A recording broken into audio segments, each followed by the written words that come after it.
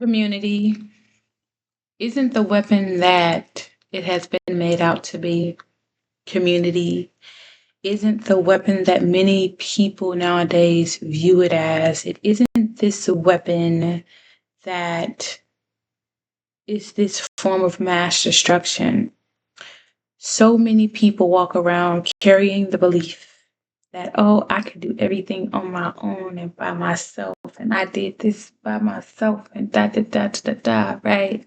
And to be clear, community first means to commune in you.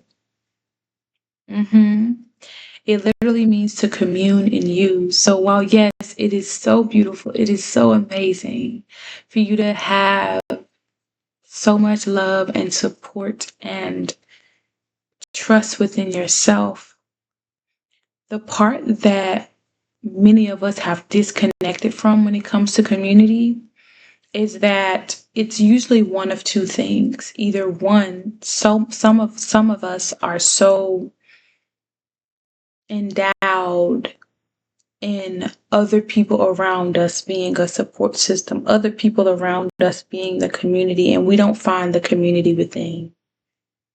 Mm. And then others of us, we are so engrossed in the community within that we don't allow the community without, right? On the outside of us. There's this thing called policing community. What does that even mean? What does that even look like? When someone is policing the community, when I looked up policing, the etymology of the word policing, it literally means city. So at some point, the word policing was about a city, right? So you're citying the community.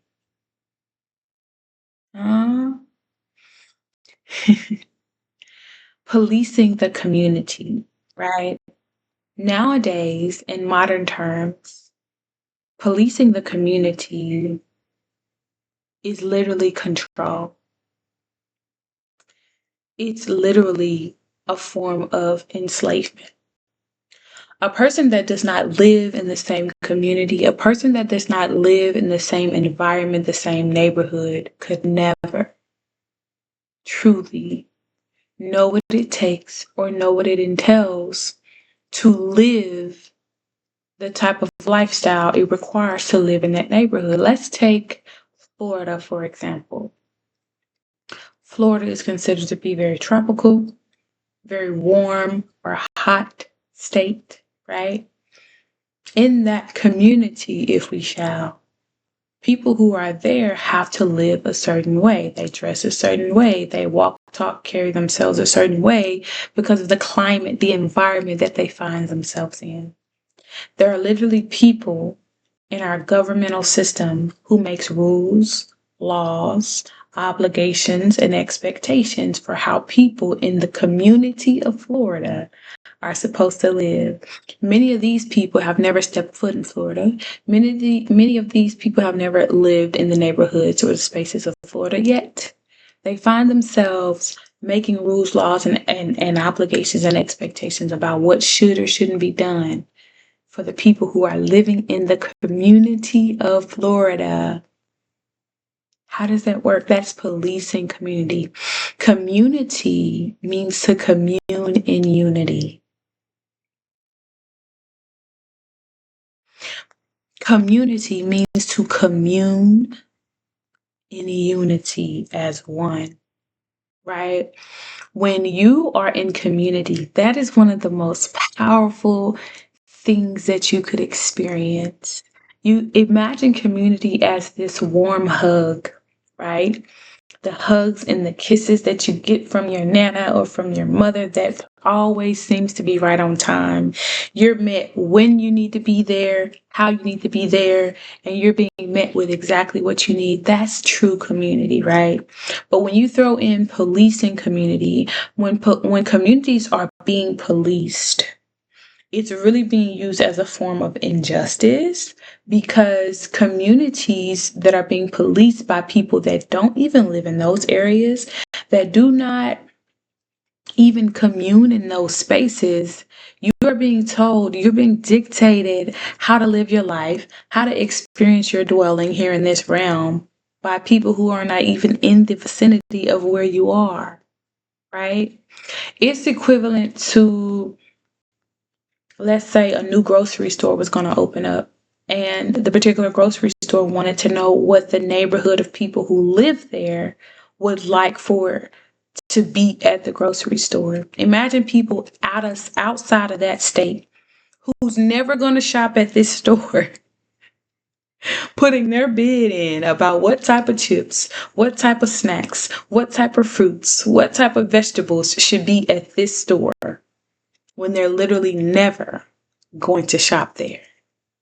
When police and community happens, this is exactly what's going on. People who are not in that area are constantly being told or constantly telling people who are in that area how to live. Community means to flow with the people that you dwell with, right? We are essentially living together. I may not live in the same household as you, but we're living together because you live right next door to me. So what you're doing can have a direct effect upon me, right? And so on and so forth. We are one community, right? And community is not always about family. It's not always about blood relatives, right? But community is a support system. It's a solid thing. And so when we start allowing people to police what we get to do, this takes away from how we get to commune, right? And so many people have gotten away from 7-Eleven on the clock. So many people have gotten away from communing in unity, communing with one another, whether communing with self or communing with others.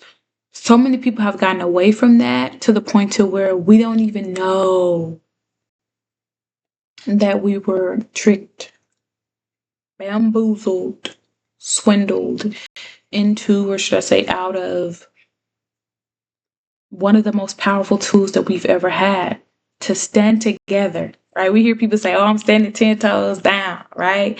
To stand 10 toes down behind your community, to stand 10 toes down about the things that you believe in and know that your community is going to ride with you, to stand 10 toes down. So often nowadays, people are so quick to turn on their community. And they're like, oh, I just gonna move somewhere else. I'll live somewhere else. It's fine. Wait on the clock. This is Justified, our mini series where we literally go into detail about the different things that people use as weapons for injustice. Community has been stripped, demonized, and minimized into this belief that if you need community, or if you gotta have community, then somehow, somewhere in you, you're weak.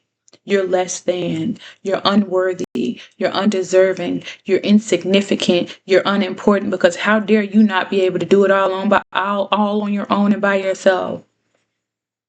Because one thing for certain, two things for sure, you probably can do it by yourself.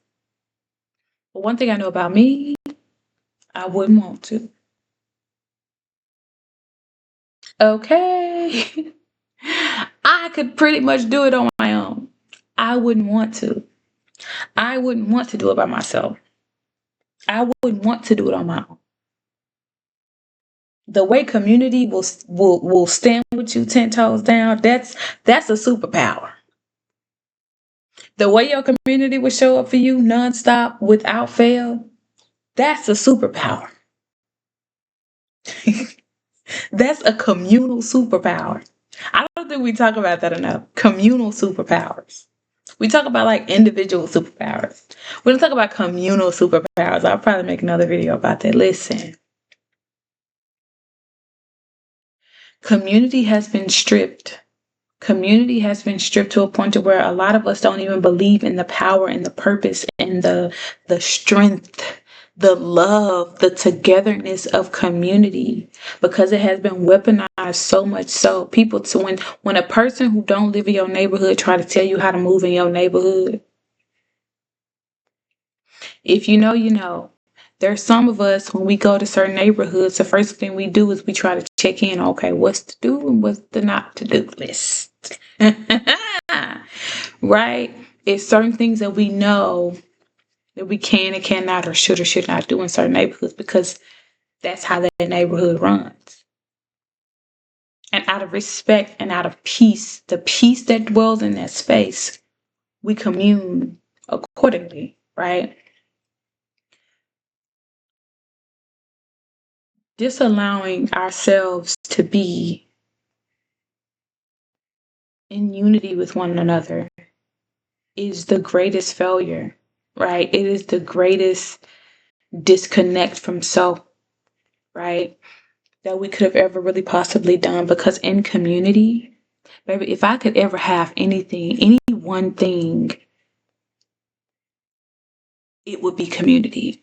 Because in community, there's love. In community, there's respect. In community, there's trust. In community, there's faith. In their community, there's unity. There's oneness. In community, there's togetherness, right? And community is the thing that literally promotes success. Community is literally the thing that keeps you connected and helps you to continue to dwell in your wealth, your prosperity. Community is the thing that continues to remind you that you deserve to not survive, but to thrive in all areas and aspects of your life. In what ways are you policing how you get to have community? Let me give you a couple of examples. If you want to go do something, right? Because we tend to, and I just speak we collectively, we tend to police how we community, right? We'll say something to ourselves like, oh, I can't go do that because I don't think that this person will understand or agree with. You just policed your own ability to community. That person, you just had an entire conversation in your head about what that person would like, allow, welcome, or anything, when that person already welcomed you open-heartedly and with love. And you said, oh, I don't want to. And I just recently watched a clip from the TV show All American, and it's coming up right now, where Spencer and Olivia are in the car. And this is a few seasons into the show. And this was, I believe, after her dad had passed away.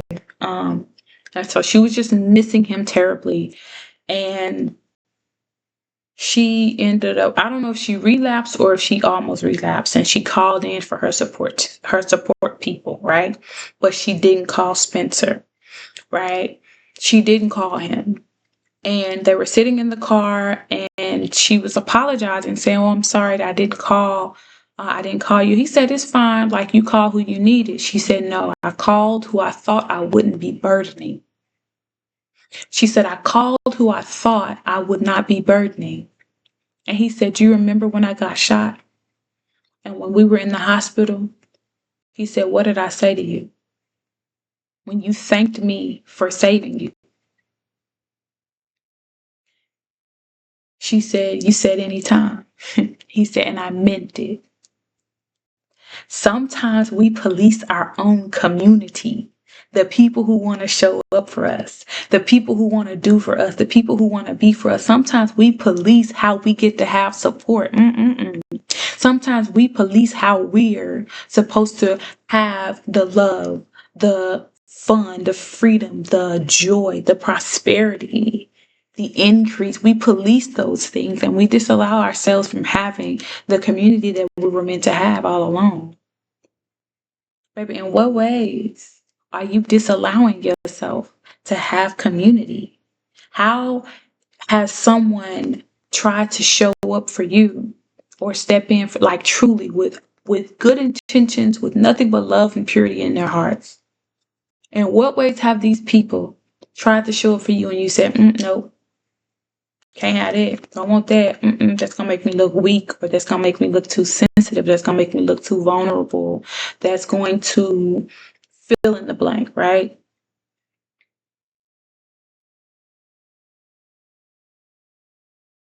The powers that be have programmed and conditioned the mentality of so many Americans, especially to the point to where we, collectively speaking, are destroying our own communities without them having to do anything more at this point.